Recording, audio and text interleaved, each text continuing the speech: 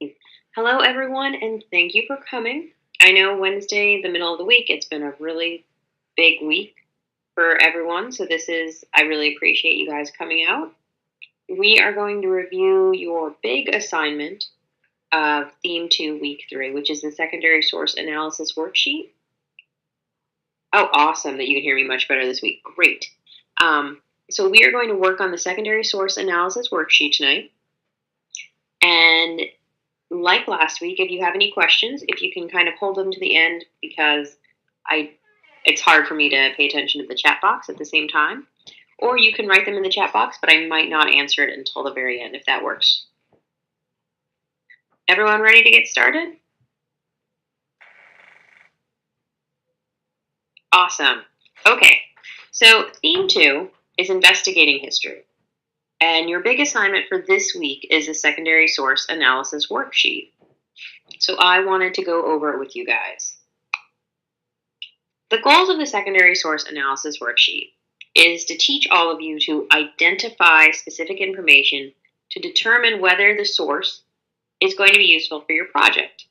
Now, since we, as I will talk about, are going to be using sources in your research kits, all of them will be on our topic, but it's going to be based on your research question and your area of interest on whether or not the secondary source is relevant or useful for your project. So that's what you're going to want to keep to the forefront of your mind. They're all going to be on the topic of the dropping of the atomic bomb, but it's the question of how are you looking at that? Are you looking at it through the military? Are you looking at it through science, medicine, all the lenses that you are thinking about this week? You want to keep all of those ideas in. Okay, what 3 questions do we want you to ask when you approach a secondary source? So first, what argument is the source's author making? And this question is what I always think of as, what is the author trying to sell you? Right? Everyone writes something because they want you to believe something. So what does the author want you to believe? That's their argument. Next, why is the source's author making this argument? What is at stake? And often you will find out that they are answering another historian, for example. So maybe in 1950, historian X said one thing about the dropping of the bomb. Well, in 1970, historian Y comes along to say why historian X was wrong 20 years earlier. So you want to know why they are saying it. Are they talking in a larger discussion? And usually they are. Most historians are responding to other historians or other arguments. Finally, and this one is very important, and it's not just important in this history class, but in all of your history classes, and really just in how we approach everything. And you're going to want to think, so how you approach everything. So where are the weak points in your source's argument? Do you see any potential bias or flaws in your source's argument? So this is the question that I like to always ask as, what's missing? But by that, I mean, what did the author deliberately leave out? Right? What hurts their argument so they don't talk about it, or they downplay it, or they only kind of mention it briefly and they don't go into detail, and why? So what is missing? What's their bias? And their bias is usually their point of view. And what we all need to realize as we approach everything, and I think we did this a lot in theme 1, especially in the debate, or not the debate, sorry, the assignment that had us going over 2 different historians and the landing of Columbus. When we have to consider bias. Every person has a bias. Every source has a bias. Some sources will be very upfront about the bias. They will be completely open and explain right from the beginning what their bias is. Other sources will just present their information as factual and will not talk about their bias, but they are still biased. Whatever the facts are that they are including demonstrates their bias. How they interpret those facts demonstrates their bias. In those cases, it can be a little harder to determine the bias. But that's why it's up to us to really ask those questions. What is the bias? And bias is not necessarily bad. For example, I always use Martin Luther King's letters from a Birmingham jail. Well, in his letter from a Birmingham jail, he is supporting the idea of the civil rights movement, civil disobedience, and protest. So that is his bias because he is supporting that. I think a lot of Americans, we now look back on Martin Luther King Jr. and his efforts, and so we don't necessarily see that as a negative. Well, that's because a bias is not necessarily a negative. It's just your point of view and how everything you see is filtered through that. So you really need to think about that when you're going through your secondary source worksheets. As you can tell, since I just spent quite a bit of time on it, bias is incredibly important to historians. Recognizing our own and recognizing those of others. Okay, so we will go on now. So what do you need to do first for this assignment? First, you're going to review the secondary source you read for your topic exploration worksheet. Next, you need to go to the research kit and choose another secondary source. I would choose it from the same field of study you're interested in. So if you're interested in a research question on the military, and you've already read one secondary source about that, choose another one. Then they can kind of talk to each other for you and give you more of an idea about what historians discussing, say, military history of the dropping of the atomic bomb, are interested in. Finally, you need to choose one of these sources to complete your worksheet on. All right, what does your worksheet look like? Well, when you download your worksheet, this is what it looks like, right? Nice and small and sweet and simple. But we also gave you a sample worksheet, what we want you to fill out. So this is what we give you, and this is what we hope for. This is the amount of information we want, and I'm going to go through this step by step, but I just want you to get the idea that even though this looks relatively small, we want you to fill out several lines, especially for the thesis and argument section. Okay, so let's get into what we want in each field. Full APA citation. Well, this one kind of goes without saying, but, still. So you're going to go into your research kit. Your research kit will have the author's name, the year of publication, the title, what the journal is, the page numbers. You need all of that information. That is the full citation, and you need to put that in that box. Next, you're going to identify the author and describe their potential biases. So for this, yes, you may Google the author's name. You want to learn if they are a history professor. Do they work for the government? Are they a scientist? Are they a doctor? Where are they writing? What is their point of view? What is their experience before? So in this case, Lewis Morden, he's a military historian. Before that, he worked for the U.S. Army, right? So you want to get an idea. You don't need to learn everything in the background, but you want to have an idea of what might influence their interpretation of events or even the questions they ask.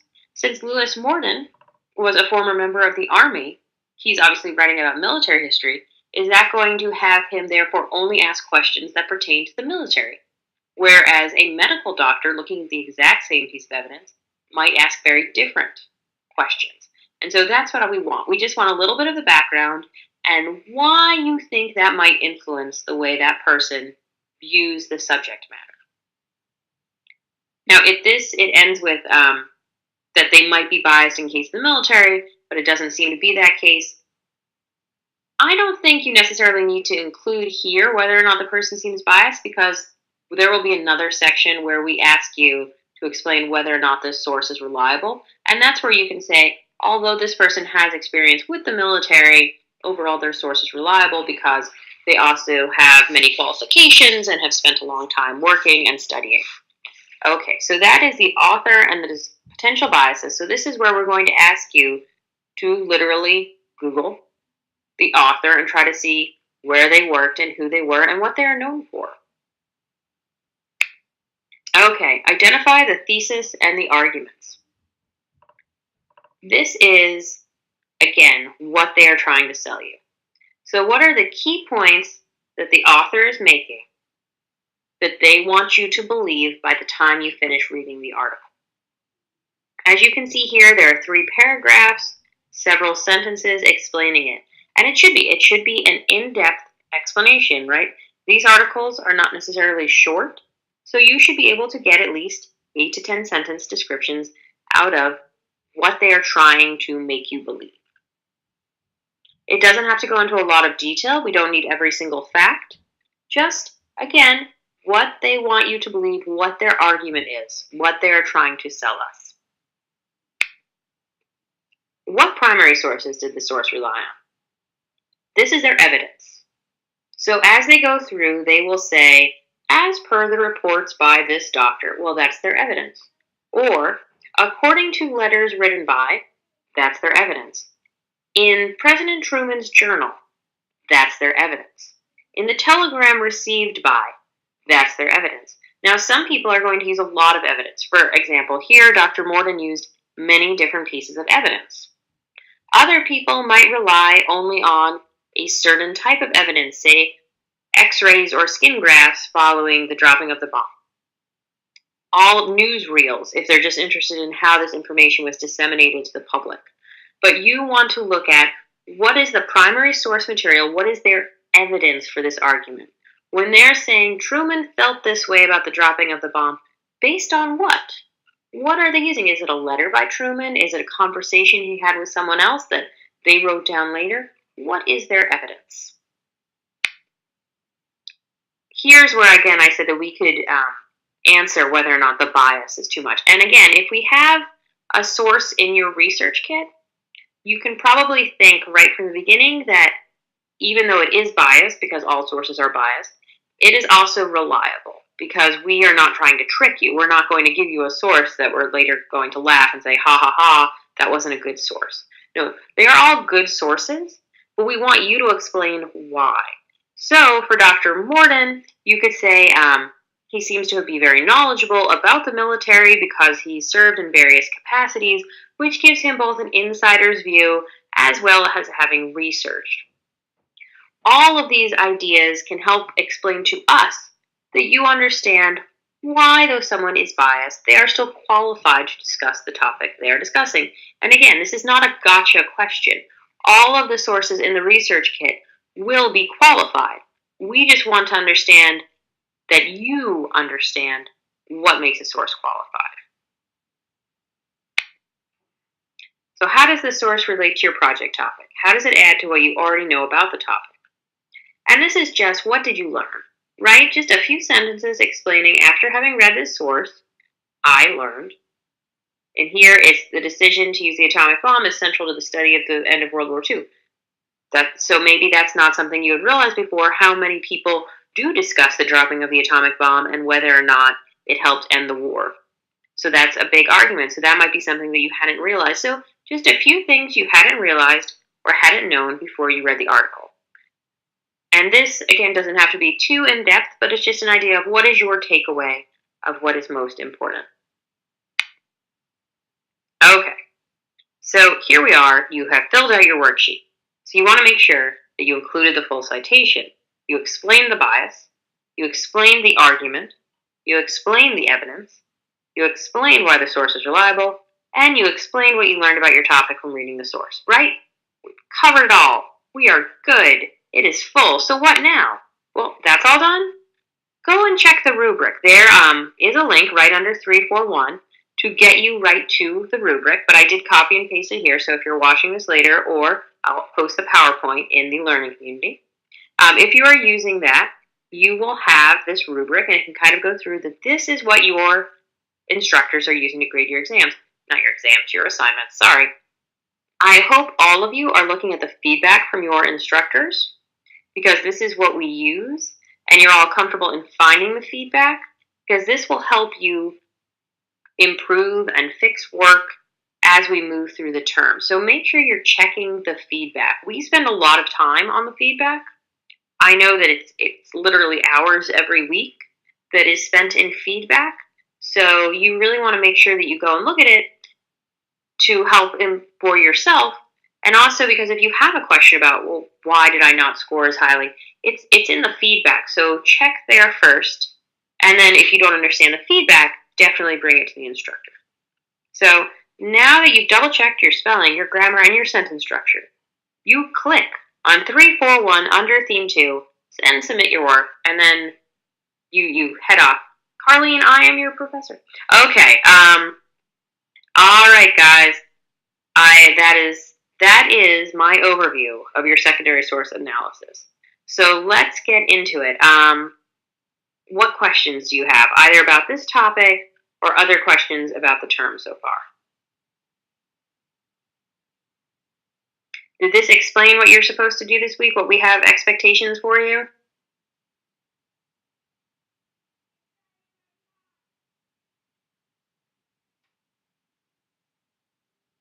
I see a few students are typing. Oh, awesome, Sarah. I'm very glad. As you can see, I literally go through the assignments and try to break them down. And this is also when I grade for my own students, this is also how I do it a lot of the time. That's awesome. I'm glad everybody's feeling good. The bulk of this assignment is going to be reading and analyzing the secondary source, right, for the arguments and different ideas. The actual filling in of the worksheet, once you've done that, will not be too bad. It's going to be reading and picking out the arguments as you go. Awesome. Let's see. Sorry, let me just roll up. Are the research questions? Yes, you can use the research questions listed in the research kit. You can modify them to come up with your own, but you can also decide that, no, that's really what you're interested in, and your instructor is not going to have a problem with that either. Awesome. How are we all doing so far with History 100? Are we feeling like we understand the goals and the assignments?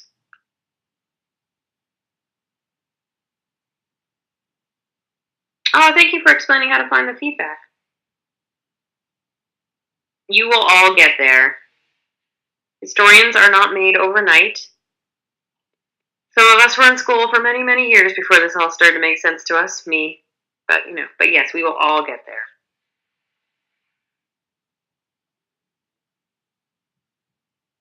Yeah, I think breaking it down makes it a lot easier for all of us. Because I think it's definitely good to break it down into the step by step of what we need to all do as we approach history.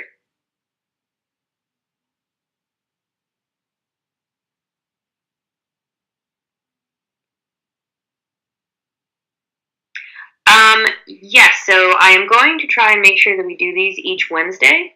I did not do it the first week just because the learning community and setting up the Adobe room, it was a little tricky. But from now on, I believe I will be doing them each Wednesday, picking the biggest assignment of the week and trying to break it down with you guys. If you are finding it hard to understand, you can always, again, email your instructor or just come to the learning community, right? It's us. I'm in there. A peer tutor is in there. Natalie Sweet, another learning community facilitator, is there. And so we can potentially also help you because Natalie and I both teach this course. So even though every instructor has a different style, we still understand the assignments and what's expected in the course. So just stop on by the learning community if you have any questions, and we can also work with you there. Again, I'll be doing these every Wednesday for the big assignment. And I do them on Wednesday since they're due on Sunday. That should give you guys enough time in case you have to hold off. I know, we're all working and doing 50 billion things.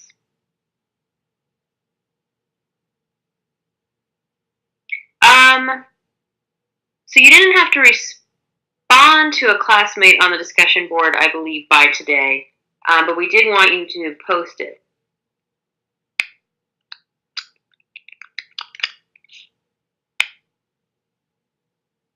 So the learning community, your instructor should have posted a web address, but let me actually get the web address right now and put that up for you. I will, of course, now that I've tried to do that, I'm clicking on the incorrect thing. Okay.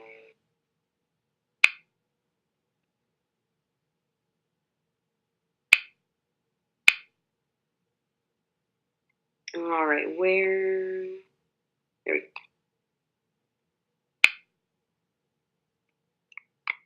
All right, here.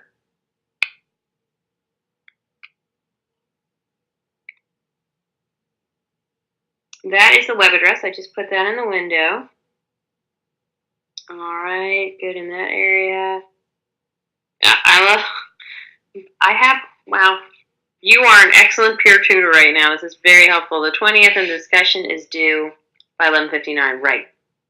Yes, so the response is not until next Sunday because it's a 2-week long assignment. We wanted the discussion post to carry off over 2 weeks. So that is the learning community one.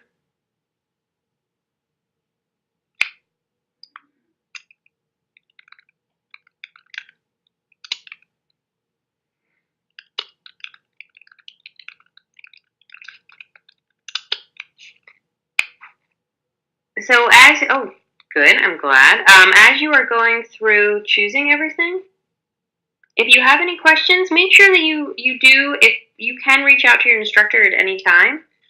I know that we respond within 24 hours. Sometimes it can be a lot sooner. I like it when my students reach out to me because I'm the one grading you guys, so it kind of makes it easier on my end if we solve all the problems before you submit an assignment and something isn't quite there, and then I might ask you to resubmit it, and then it's just a lot easier if we reach out right from the beginning. So I definitely strongly encourage reaching out to the instructor because I know from on my end that I like it when students contact me.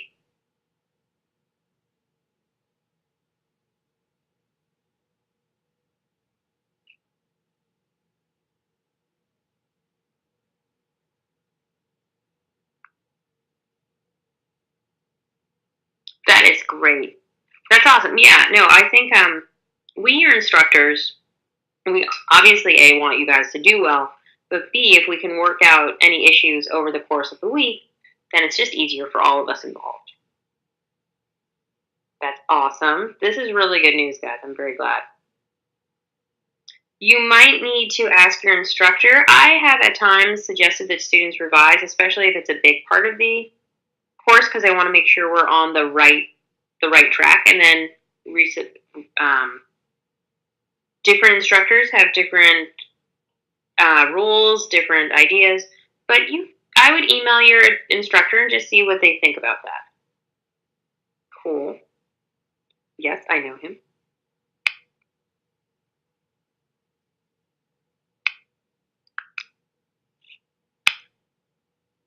All right. Does anyone have any more questions?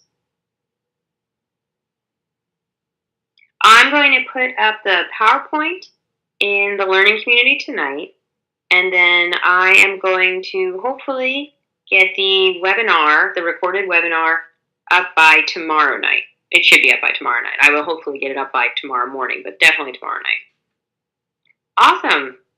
Thank you, guys. You were a very good audience. You were very helpful. I appreciated the additional feedback on what dates everything is due. But yes, we need a discussion post by tomorrow, but you don't need a response until next Sunday. Thank you, guys. All right, I'm going to stop recording in about 10 seconds. Just make sure I got all the questions. Okay, yes, it looks like I got all the questions. Again, come and see us in the learning community if you have any questions.